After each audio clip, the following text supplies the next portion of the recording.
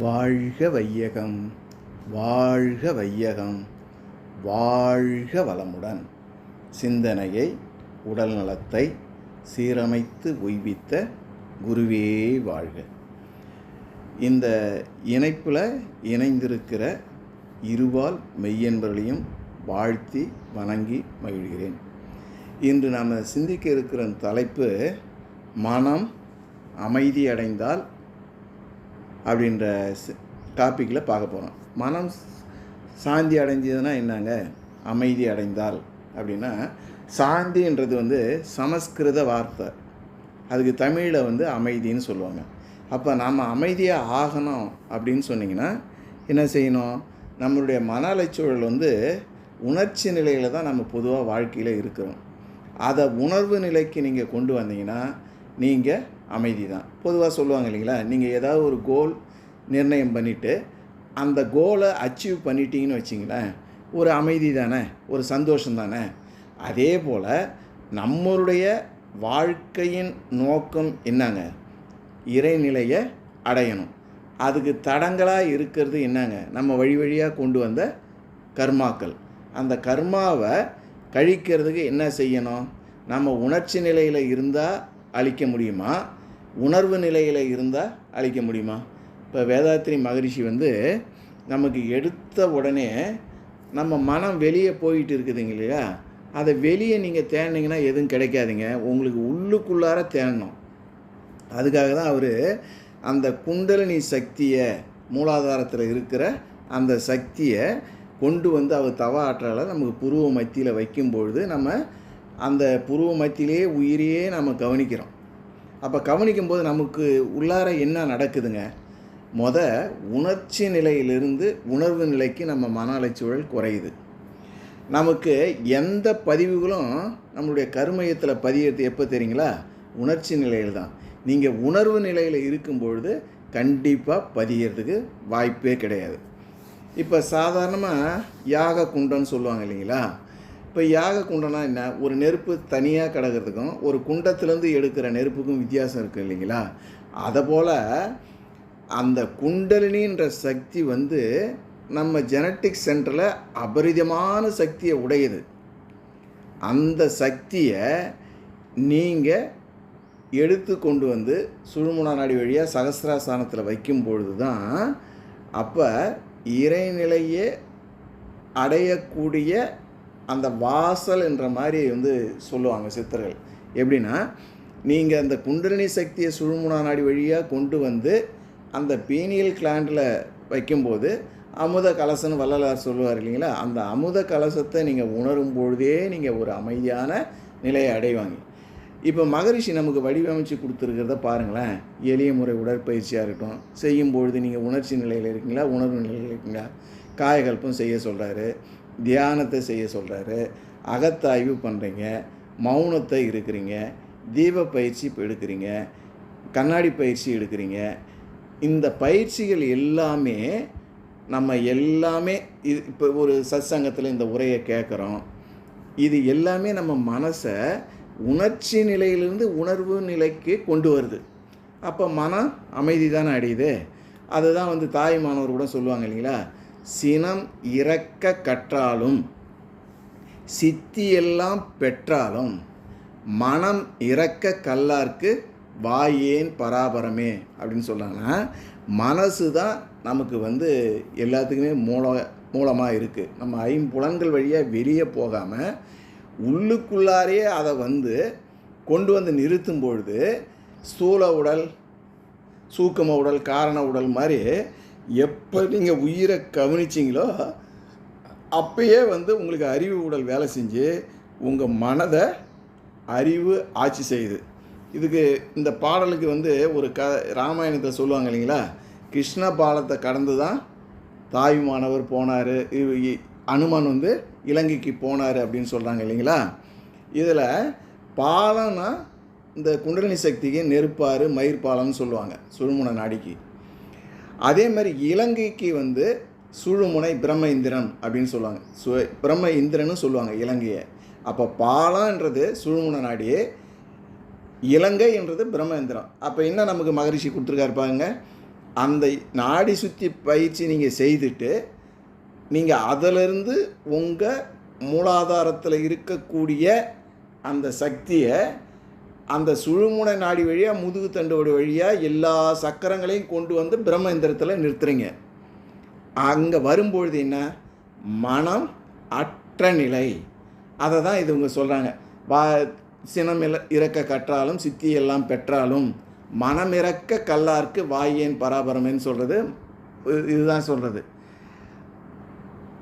இப்போ ஆசை கயிற்றில் ஆடும் பம்பரத்தை காசீர் பணத்திற் சுழலும் காற்றாடியை மக்கள் வினையின் மயக்கம் திகிரியன்னு சொல்லிட்டு பட்டினத்தார் சொல்கிறார். இதே இன்னொரு பாடலில் சொல்கிறாரு, அங்காடி நாய் போல் அலைந்தனையே நெஞ்சமே, மனத்தை அங்காடி நாய் என்கிறாரு பட்டினத்தார். பாரதியார் சொல்கிறாரு, பேயாய் உழலும் சிறுமணமே அப்படின்னு சொல்கிறாங்க. கண்ணதாசன் சொல்கிறாங்க, கடைத்தெருவில் ஒவ்வொரு கடையாக ஓடி அலைகிற நாயை போல தான் மனம் ஓடிக்கிட்டே இருக்குது அப்படின்னு சொல்கிறாங்க. அப்போ மனம் எப்படிப்பட்டது அப்படின்னா, மனம் ஒன்றை நாடும், நாடுவதையே தேடி ஓடும், ஓடி அதை அடைய முயலும், முயன்று அதை அடையும், அடைந்ததை அனுபவிக்கும், கசந்ததை விட்டு பிரியும், பிரிந்து அடுத்த ஒன்றை நாடும். இதை போல தான் மனசு ஓடிக்கிட்டே இருக்குது. ஒன்றை நாடி ஒன்றை அனுபவித்து ஒன்றோடு ஒன்று வாழ கற்றுக்கிட்டோம்னா, வாழாததுனால தான் இன்றைக்கி உலகத்தில் நடக்கிற அழிவு பேரழிவுக்கு காரணம். அப்போ நம்ம மனதை அடக்கணும். சிக்மண்ட் பிராய்டு சொல்கிறாரு, மனிதர்கள் இருக்கும் வரை மனம் இருக்கும், மனம் இருக்கும் வரை அமைதியாகவும் நிம்மதியாகவும் இருக்க முடியாதுன்னு அவர் உளவியல் சயின்டிஸ்ட் அவர் சொல்கிறது, இந்த கருத்தை சொல்கிறாரு. இதே பாரதி என்ன சொல்கிறாரு, தனிமை கண்டதுண்டு அதிலே சாரம் இருக்குதம்மா. தனிமைனா என்னது, நீங்கள் உங்கள் உடலில் உள்ள உங்கள் அறிவை கவனிக்கிறது தான் நீங்கள் தனிமையில் இருக்கிறது. தனியாக ஒரு ரூமில் கதவை சாத்திட்டு இருக்கிறது தனிமை கிடையாது. நீங்கள் வெளியே ஐம்புலன்கள் வழியாக போயிருக்கிற மனதை கொண்டு வந்து நீங்கள் உள்ளே கொண்டு வந்து நீங்கள் தனித்து இருக்கிறீங்க பாருங்கள். அதை தான் அவர் பாரதி சொல்கிறார். குண்டலினி சக்திக்கு புனித தன்மையும் உண்டுங்க. இதுதான் திருமூலர் சொல்கிறாரு, எருவிடும் வாசர் கிருவிரன் மேலே கருவிடும் வாசர் கிருவிரர் கீழே உருவிடும் ஜோதியை உள்கல்லார்க்கு கருவிடும் ஜோதி கலந்து நின்றானேன்னு. என்ன பொருள்னா, எருவிடும் வாசலாகிய கருவாய்க்கு 2 விரல் மேலும் கருவிடும் வாசலாகிய குறிக்கு 2 விரல் கீழும் உள்ள நிலைக்கலாம் பாப்பிற்காகிய குண்டலினி சக்தின்னு சொல்கிறார். அந்த நிலைக்கண் திருவருளே திருவுருவாக கொண்டு நிகழும் பேரறிவும் பேரொளி பெரும் பிழம்பு ஒன்று ஒருவாய் தோன்றும். அந்த பிழம்பினை அருளால் உணவிற்கண்டு ஓவாது நினைக்க வல்லார்க்கு கருவாகிய பிறப்பினை விடுவிக்கும் சிவப்பிழம்பு வெளிப்பிடத்து கலங்கி விளங்கிவிடும் கருவிடும் ஜோதி வினை முதற் காரணமாய் நின்றார். இதுதானே மகரிஷி நமக்கு அவருடைய ஆற்றலை கொண்டு அந்த மூலாதாரத்திலேருந்து கொண்டு வந்து புருவ மத்தியில் இருக்கும்போது நம்ம உணர்றோம் இல்லைங்களா. அதுக்கு தான் இந்த பாடலும் சொல்கிறாங்க. இப்போ பெரும்பாலும் சிலரை பார்த்தா சொல்லுவோம் இல்லைங்களா, அவருக்கு என்னங்க சாந்தி சொரூபமாக இருக்கார், அமைதி சொரூபமாக இருக்கார், அமைதியின் அவதாரமே அவர் தாங்க, அமைதியின் வெளிச்சம். இவைகளை நீங்கள் பெற்றிருந்தீங்கன்னா யார் ஒருத்தவங்கிட்ட இதெல்லாம் இருக்கோ அவங்க மற்றவங்களால் அட்ராக்ட் பண்ணும். இறைவனுடைய குணம் என்னங்க, attractive force and repulsive force தானே. எப்போ உங்ககிட்ட இந்த காந்த சக்தி அதிகமாக இருக்கோ இருக்க உங்களிடம் இந்த மேக்னெட்டிக் ஃப்ளக்ஸனுடைய அந்த ஆறான்னு சொல்கிறாங்க இல்லைங்களா, அது அதிகமாகிட்டே போகும். அதனால் உங்கள் முகத்துலேயும் உங்ககிட்டையும் நல்ல எண்ணம் இருக்கும், தேஜஸ் இருக்கும், உங்களை பார்த்தாலே ஒரு அட்ராக்டிவ் இருக்குன்றது தான் இது சொல்கிறாங்க. உங்களுடைய மனம் சுத்தமாகவும் உண்மையாகவும் இருந்தால் உங்களது மனம் எப்பயுமே சாந்தமாக தான் இருக்கும்.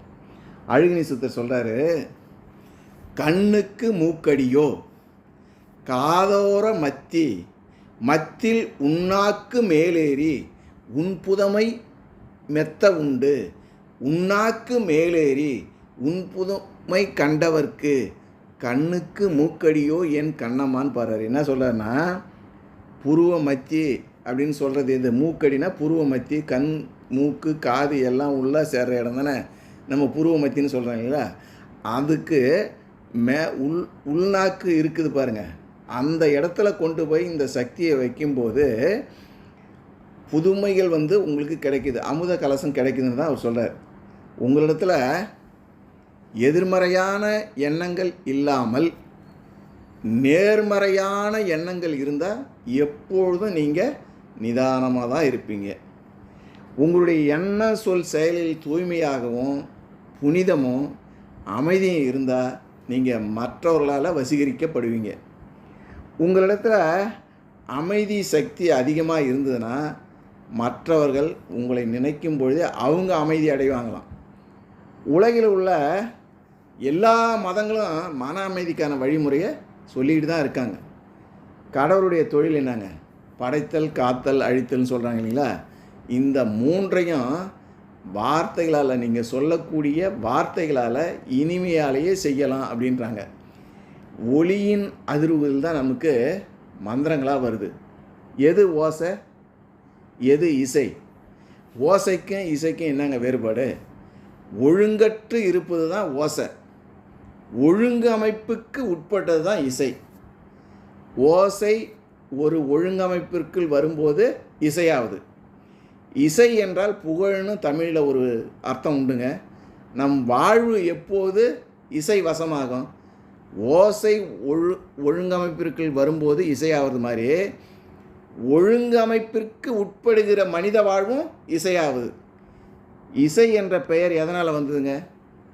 இசை என்றால் இறைவனோடு இந்த ஆன்மாவை இசைவிப்பது தான் இசை. பரமாத்மாவோடு இந்த ஜீவாத்மாவை கொண்டு சேர்ப்பது தான் இசைவிப்பது. அங்கே தான் அமைதியே கிடைக்குது. எந்த மனிதன் அனைத்து விருப்பங்களையும் துறந்து மமகாரம் இல்லாதவனாகவும் அகந்தை அற்றவனாகவும் சிறிதும் ஆசை கொள்ளாதவனாகவும் இருக்கிறானோ அவன் தான் அமைதி அடைவான்னு சொல்லிட்டு பகவத்கீதையில் சொல்கிறாங்க. பிறரை பற்றி நாம் அறிந்து வைத்திருக்கிறோமே தவிர நீங்கள் யார், என்ன ஊர், என்ன படிச்சிருங்க, என்ன ஏது அப்படின்னு மற்றவங்கள தான் நம்ம கேள்வி கேட்குறோம். ஆனால் நம்மை நாமே என்னைக்காவது உட்காந்து தன்னை ஆய்வு செய்திருக்கிறோமா? இதுக்கு தான் சாக்ரட்டிஸ் சொன்னார் அந்த காலத்தில், பரிசோதிக்கப்படாத வாழ்க்கை வாழ தகுதியற்றதுன்னு அப்படின்னு சொல்லிட்டு சாக்ரட்டிஸ் சொல்கிறார்.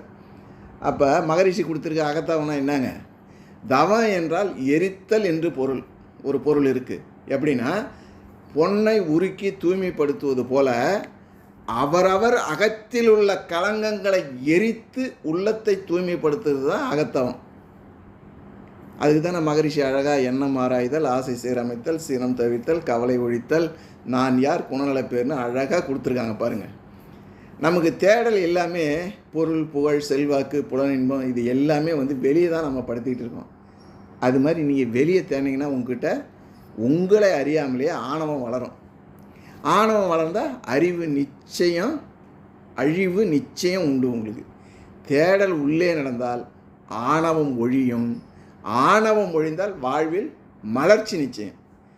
தேடல் வெளியே நடந்தால் நமக்கு ஆணவம் வளரும், ஆணவம் வளர்ந்தால் அழிவு நிச்சயம்.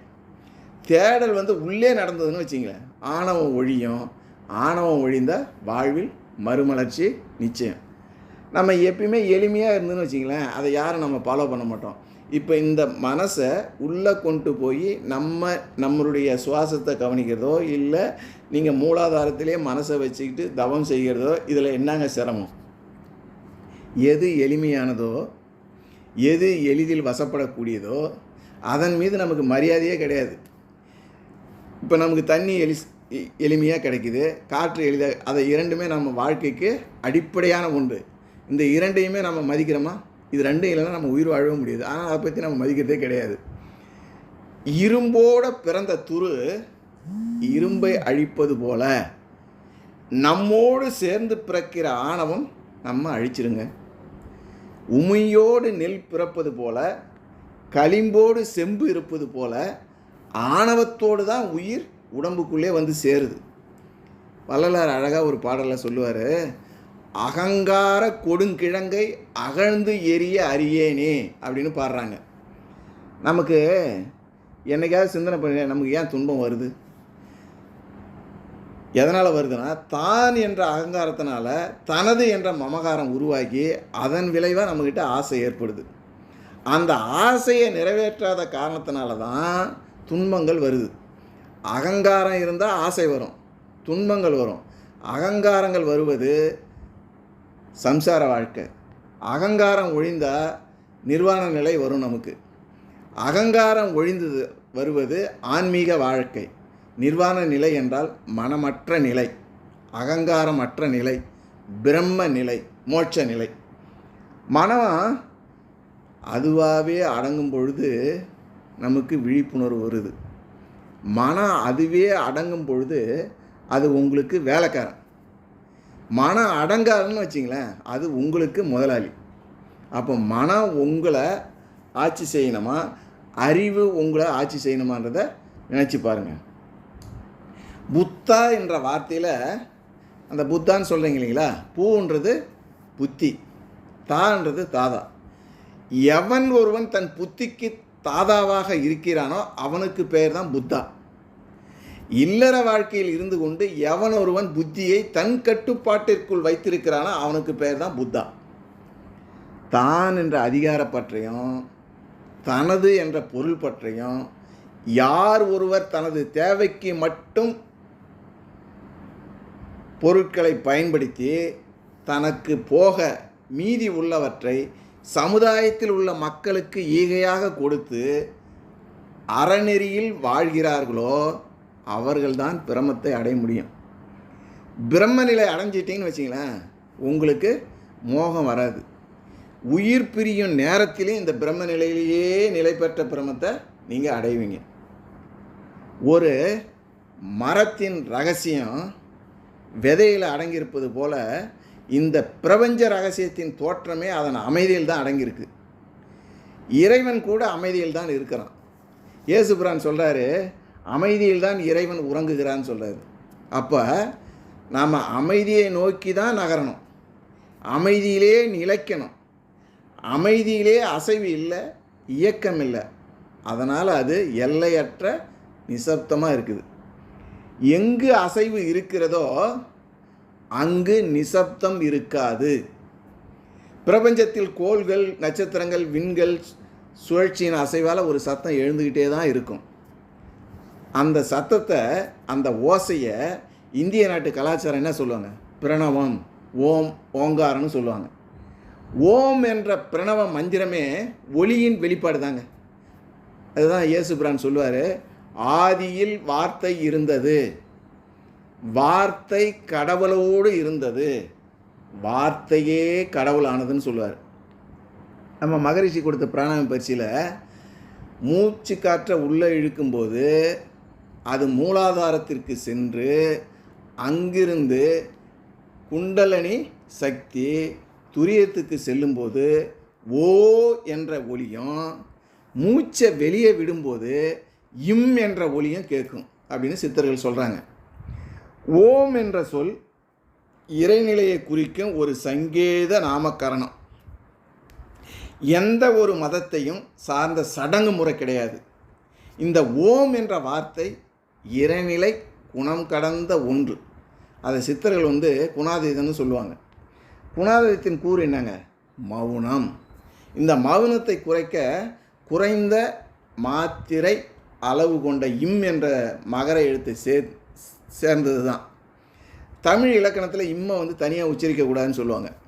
அதுக்காக சித்தர்கள் ஓ என்ற உயிர் எழுத்தை சேர்த்து ஓம் என்று இறைநிலைக்கு புனித பெயராக வச்சுட்டாங்க. இந்த பிராணாயாம மூச்சு பயிற்சி செய்யும்போது நமக்கு எப்படி வருங்க?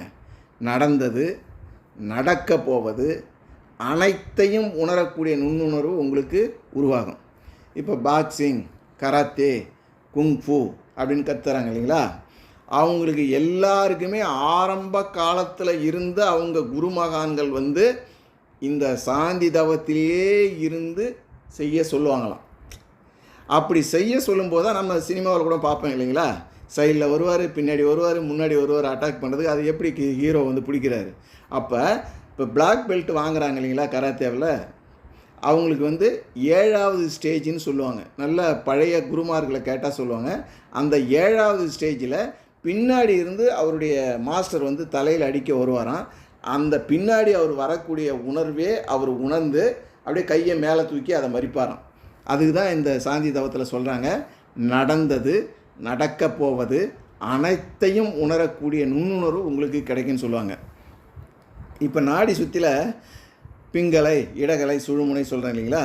பிங்களைன்றது தமிழ் எழுத்து வந்து ஆ, தமிழ் எண் வந்து 8. இடகலை வந்து தமிழ் எழுத்து உ, எண் வந்து 2. இம்முன்றது சுழுமுனை நாடி சொல்லுவாங்க. இந்த 3ஐயும் நீங்கள் சொல்கிற நாடி சுற்றி பயிற்சி முடிஞ்சு மூலாதாரத்திலிருந்து கொண்டு வந்து சகசிராதாரம் கொண்டு வரும்போது இந்த 3மே அதில் அடக்கமாகுது. இப்போ பொதுவாக சொல்லுவாங்க இல்லைங்களா, 8 2 தெரியாதவன் மூடன் அப்படின்னு சொல்லிட்டு. நீங்கள் இடகலை பிங்களை வழியாக அந்த உங்கள் மூச்சு காற்றை சமப்படுத்தி உங்கள் மூலாதாரத்தில் ஒரு 3 சுற்றி இருக்கிற அந்த சக்தியை உங்களுடைய எல்லா சக்கரைகளையும் கொண்டு வந்து துரியத்தில் நிறுத்தக்கூடியதவனுக்கு தான் பேர் வந்து சரியான மனிதன். இந்த குரு மூலயமா கற்றுக்கிறது. அப்படி கற்றுக்காதவனை தான் 8 2 தெரியாதவன் மூடன்னு சொல்லுவாங்க. மனோன்மணியத்தில் தான் இந்த ஓங்காரன்ற ஒளி வந்து அடங்குதான். மனோன்மணின்றது என்ன, பீனியல் கிளாண்டு. இப்போ வள்ளலார் வந்து அமுத கலசன்னு சொல்லுவாங்க இல்லைங்களா. அங்கே ஒடுக்கம் பெறுறதும் அங்கே தான். அங்கே ஒடுக்கம் பெற்று அங்கேருந்து எழுச்சி பெற்று துரியாதீதம் போகிறது இடமும் அந்த இடம்தான். ஒடுக்கமும் எழுச்சியும் ஒரே புள்ளியில் தான். அந்த இடத்துல அடக்கம் அமரருள் உய்க்கும் அப்படின்னு சொல்கிறாங்க இல்லைங்களா, அந்த இடத்துல தான் அடங்குது. அடக்கம் ஆகிறதை சைதன்ய நிலை, சச்சிதானந்த நிலைன்னு நம்ம அப்போ உணரலாம். வார்த்தை என்பது உயிரினங்களில் மாந்தருக்கு கிடைத்த வரம். உன் வாயிலிருந்து வரும் ஒரு வார்த்தை இனிய வார்த்தை தான் தர்மம். பயனற்ற சொற்களை பேசாமல் இருக்கிறது சிறப்பு, அமைதியை தரும். வார்த்தைகள் ஒவ்வொருடைய வாழ்வையும் நிர்ணயிக்குது. இயேசுபிரான் சொல்லுவார், ஆதியிலே ஒரு வார்த்தை இருந்தது, வார்த்தை கடவுளிடத்தில் இருந்தது, வார்த்தை கடவுளாகவே இருந்ததுன்னு சொல்கிறாங்க இல்லைங்களா. ஒவ்வொரு அணுவும் சுழலும்போது ஒரு சப்தம் வரும். அதுக்கு உதாரணமாக நம்ம இந்து மதத்தில் கிருஷ்ண பெருமான் கையில் வந்து ஒரு சங்கம், இன்னொரு கையில் சக்கரம் கொடுத்துருப்பாங்க இல்லைங்களா. எதற்குன்னா சக்கரம் சுழலும்போது சங்கில் ஒலி எழும் என்பதை குறிக்கிறதுக்காக தான் அங்கே பக்தி மார்க்கத்தில் பண்ணியிருக்காங்க. எந்த ஒரு இயக்கமும் நடைபெறுகிறது என்றால் அது ஒரு மையத்தை வைத்து கொண்டு தான் இயங்கிக் கொண்டிருக்கும். நம்ம மூலாதாரத்தில் இயக்கமற்று இருக்கும் சுத்தவெளியை மையமாக வைத்து கொண்டு தான் நமது உடலில் கோடான கோடி உயிர்த்துகள் உடலில் சுற்றி கொண்டு இருக்குது. உயிருக்கு நமது உடலில் இயக்க மையம் உண்டு. உடல் முழுவதும் ரத்தம் ஓட்டம் ஓடிக்கொண்டிருந்தாலும் அதற்கு மையம் இருதயம். உடல் முழுவதும் காற்று ஓடிக்கொண்டிருந்தால் அதற்கு மையம் நுரையீரல் இருப்பது போல் இந்த உயிருக்கு இயக்க மையம் உண்டு. உயிரின் இயக்க மையம் மூலாதாரம். அது பால் உணர்ச்சிக்குரிய சுரப்பிலே அடங்கி இருக்கிறதுனால உடல் முழுவதும் பரவி கொண்டே இருக்குது. அந்த மையமானது அங்கு இருக்கும் வரை உயிரின் இருப்பு மனதிற்கு தெரியாதுங்க. அதனை அங்கிருந்து இடம் மாற்றி நெற்றிக்கண் அல்லது புருவ மத்தியில் வைக்கும்போது உயிரானது ஒரு ஊர் உணர்ச்சியாக மனதுக்கு புலம்படும். இதை மாரியம்மன் சொல்லுவாங்க. மாறி வைக்கிறீங்களா, கருவிலேருந்து கொண்டு வந்து மாறி புருவ மத்தியில் வைக்கிறதுக்கு மாரியம்மன் சொல்லுவாங்க. எந்த இயக்கம் இருக்கிறதோ, எங்கு இயக்கம் இருக்கிறதோ அங்கு ஒரு எல்லைக்கு உட்பட்டு தான் அது இயங்கும். பிரபஞ்சத்திற்கு ஒரு எல்லை இருக்குது. எங்கு இயக்கம் இல்லையோ அங்கு நாதமும் இல்லை, எல்லையும் இல்லை. சப்தம் இல்லாத இடத்தில் இயக்கமும் இல்லை, எல்லையும் இல்லை. நம்ம உடலில் மனம் எப்போதும் இயங்கிக்கிட்டு தான் இருக்குது. மனதிற்குள் இயக்கம் இருக்கும், அந்த இயக்கத்தினால் சத்தமும் இருக்கும். மனம் என்பது ஒரு எல்லைக்கு உட்பட்டு தான் இயங்குவதா, அதுக்கு நாதமும் இருக்கும். ஒரு சின்ன முயற்சி மூலிமா அந்த மனதிற்குள்ளாகவே சத்தங்களை எல்லாம் கடந்து நிசப்தம் என்ற நிலையை எப்போது அடைகிறோமோ, இயக்கமற்ற நிலையில் எப்போ நாம் நிற்கிறோமோ அப்போதே இயக்கம் நின்றுவிடும். துரியாதீதத்தில் போய் நிற்கிற மாதிரி. எப்போ இயக்கம் நிற்கிறதோ அங்கு சத்தமும் இல்லை, எல்லையும் இல்லை. புறமனதிலிருந்து கொஞ்சம் கொஞ்சமாக மனம் விலகி வரும்போது உடலிலிருந்தும் மனதிலிருந்தும் எந்த விதமான பாதிப்பும் இல்லாமல் பேரானந்த அமைதியை உணர முடியும். எப்போ ஒரு மனிதன் தன்னுடைய சுகத்திற்காக புறத்தில் ஒன்றும் செய்ய வேண்டியது இல்லைன்னு உணர்றானோ அப்போதே அவன் ஞானம் அடைகிறான். தன்னுடைய தேவைக்காகவும் கடமைக்காகவும் உழைக்கணுங்க. ஒன்றும் செய்ய வேண்டாம் எனக்காக, எல்லாம் செய்யணும் பிறருக்காக. இந்த நிலை வரும்போது தவமும் ஆனந்தம்தான், சிந்தனையும் ஆனந்தம்தான், செயலமும் ஆனந்தம்தான், பார்ப்பது அனைத்தும் ஆனந்தமாக இருக்கும். வாழ்க்கையில் நம்ம ஒவ்வொருவரும் இந்த நிலையை அடையணுங்க. புளியங்காய் காயாக இருக்கும்போது அதனுடைய தோலை அதிலேருந்து உரிக்கிறது கஷ்டமாக இருக்கும். அதே புளியங்காய் காலத்தால் பழமாக மாறும்போது எந்தவித முயற்சியும் இல்லாமல் தோலை எளிதாக பிரிச்சிடலாம். அதை போன்று நம் வாழ்க்கையில் பற்றுகளை கொண்டிருந்தால் புளியங்காயாக இருப்போம். நம்முடைய பற்றுகளை கொஞ்சம் கொஞ்சமாக விட்டு என்னைக்கு வரீங்களோ அப்போது நீங்கள் புளியம்பழமாக வாரீங்க. புளியங்காயாக நீங்கள் வாழணுமா, புளியம்பழமாக வாழணுமான்றது உங்கள் கையில் தான். வாழ்க்கையில் நடக்கும் நிகழ்வுகளை, அதற்கான காரண காரியங்களை ஆழ்ந்து சிந்திக்கும்போது அவரவர்களுடைய நியாயங்கள் அவரவர்களுக்கு பெருசு. பிறருடைய சுதந்திரத்திலோ நியாயங்களிலோ நான் தலையிட மாட்டேன் என்றெல்லாம் எண்ணி எப்போ நாம் பக்குவப்படுறோமோ அப்பே நம்முடைய பற்றுகளை சுருக்கிக் கொள்வோம், ஒடுக்கிக் கொள்வோம். முழுக்க முழுக்க மனதை துறக்கிற ஒரு நிலையை நீங்கள் உணரும்போது எப்படி புளியம்பழம் மட்டும் சுருங்கி சுருங்கி சுருங்கி ஓட்டை விட்டு விலகி நிற்கிதோ அதை போல் நீங்கள் பற்றுகளிலிருந்து ஆன்மாவில் ஒடுக்கம் பெற்று அமைதியை உணருவீங்க. ஒரு முறை நீங்கள் அமைதியை உணர்ந்துட்டீங்கன்னு வச்சிங்களேன், மீண்டும் இந்த அமைதி நிலையை திரும்ப திரும்ப நீங்கள் உணரும்போது இன்னும் வேக வேகமாக போய் அமைதியை நோக்கி நகர்ந்துக்கினே இருப்பாங்க. உலக சூழ்நிலைகளில் எந்தவித பாதிப்புகள் நடந்தாலும் அந்த பாதிப்பிலிருந்து எனக்கும் அந்த சூழ்நிலையில் இருக்கிற பாதிப்பிற்கும் எந்தவித தொடர்பும் இல்லைன்னு எப்பவுமே நீங்கள் பேராந்த நிலையிலே சாட்சி பாவனையாக இருப்பீங்க. சாட்சிக்கு எப்போதும் பாதிப்பு கிடையாதுங்க. அதற்கு வாதியும் இல்லை, பிரதிவாதியும் கிடையாது. அதே போல் பிரபஞ்சத்திற்கு சுத்தவெளி சாட்சியாக தான் இருக்குது. அதனால் அதற்கு எந்தவித பாதிப்பும் இல்லை. என்னிடம் உள்ள மும்மலங்கள் கரைய நான் சுத்த சைதன்ய பெருநிதியாக மாறிடுவேன். சூழ்ந்தெழுத்தும் ஆற்றல்னு சொல்கிறேன் இல்லைங்களா? சூழ்ந்தெழுத்தும் ஆற்றல் என்ன? ஒரு அரவணைப்பு தான். தாயின் அரவணைப்பு போல் இறைவன் பிரபஞ்சத்தையே அரவணைத்து கொண்டிருக்கிறான். அதுபோன்று இறைவனின் பின்னமாகிய இறைவனுடைய ஒரு பின்னம் தானே நம்ம அனைவரையும் அரவணைத்து கொண்டு சென்றால் நம்ம அடையிறது வீடு பேருங்க நிச்சயங்க. மூலப்பொருள் என்பது முழுமையானது, ஆனந்தமானது. இதே மூலப்பொருள் தான் ஒவ்வொரு பொருளிலும், ஒவ்வொரு அணுவிலும், ஒவ்வொரு தோற்றத்திலும் இருக்கிறது. நம்ம எல்லாரும் அத்வைதிகள், முழுமையானவர்கள்.